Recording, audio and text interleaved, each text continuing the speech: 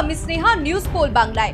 মুর্শিদাবাদের দাঙ্গার পরিপ্রেক্ষিতে আদালত যে তথ্য অনুসন্ধান কমিটি তৈরি করেছিল, সেই কমিটির রিপোর্ট প্রকাশ্যে আসতেই শোরগোল রাজ্য রাজনীতিতে, এবং সেই নিয়ে একাধিক কটাক্ষ আসছে বিজেপির তরফ থেকে। এবং আজ বিমানবন্দরে দাঁড়িয়ে শিলিগুড়ির বিজেপি বিধায়ক শঙ্কর ঘোষ তিনি বলছেন, এই রিপোর্টকে হাতিয়ার করে তিনি বলছেন এই রিপোর্ট নাকি মুখ্যমন্ত্রী এবং তার প্রশাসনের কাছে 82 সিক্কার থাপ্পড়। আর কি বলছেন তিনি শোনাবো আপনাদের।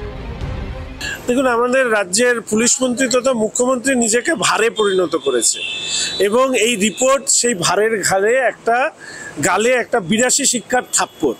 যিনি ওখানে গিয়ে অনুপ্রবেশকারীদের উপরে দায় চাপিয়ে বাইরের থেকে লোক এসছে, তারা ওখানে এই ধরনের ঘটনা ঘটেছে এই কথা বলে নিজের দায় ঝাড়তে চেয়েছিলেন, এই রিপোর্ট তো তার গালে থাপ্পড়। ফলে এই রিপোর্ট নিয়ে পুলিশ মন্ত্রী তথা রাজ্যের অন্যতম ভার মুখ্যমন্ত্রী, তার কাছ থেকে শুনবেন যে এই রিপোর্টে তার প্রতিক্রিয়া কি।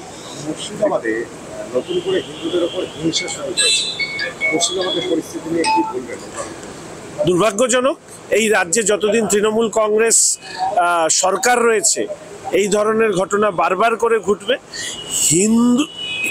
স্বাধীনতার পরে হিন্দুদের পশ্চিমবঙ্গ থেকে উদ্বাস্তু হতে হচ্ছে, এই ঘটনা প্রথম ঘটেছে মুর্শিদাবাদে। ফলে এর দায়িত্ব সমস্তটাই মুখ্যমন্ত্রীর উপরে বর্তায়। ফলে মুখ্যমন্ত্রী তথা মমতা ব্যানার্জির বিসর্জন নিশ্চিত না হওয়া পর্যন্ত সরকার থেকে এই অবস্থার পরিবর্তন হওয়ার সম্ভাবনা কম। এই কোর্ট নিযুক্ত কমিটি বলছে যে জাফরাবাদে যেখানে হয়েছে 2 দিন ধরে পুলিশ ফোনই ধরেনি, সেটা কি ইচ্ছাকৃত?